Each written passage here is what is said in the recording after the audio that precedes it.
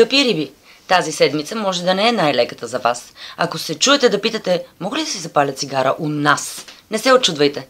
Случват се такива неща. Ако има замесени бивши жени, предстоящи раждане или още по-лошо комбинация от двете, критично комичните ситуации са ви в кърпа вързани. Усмихнете се, поемете дълбоко въздух и седмицата ще отлети. За има няма 7 дни. Скорпион. Скорпионската интуиция и усещане за хората и нещата са пословични и никой не се съмнява в тях. И кой би могъл да се усъмни, ако чуете от някой представител на зодията твърдението, толкова силно си го помисли, че и аз го чух, тази седмица, мили приятели, звездите ви направляват и най-вероятно светоусещането ви ще е на изключително високо ниво. Пазете интуицията си, тя ви води и ви пази. Близнаци. Понякога чувствате ли се не на място? Сякаш средата и вие вибрирате в различни честоти или просто ви е сдухано.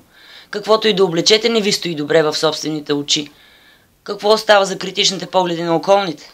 Уважаеми близнаци, тази седмица ще се чувствате именно така.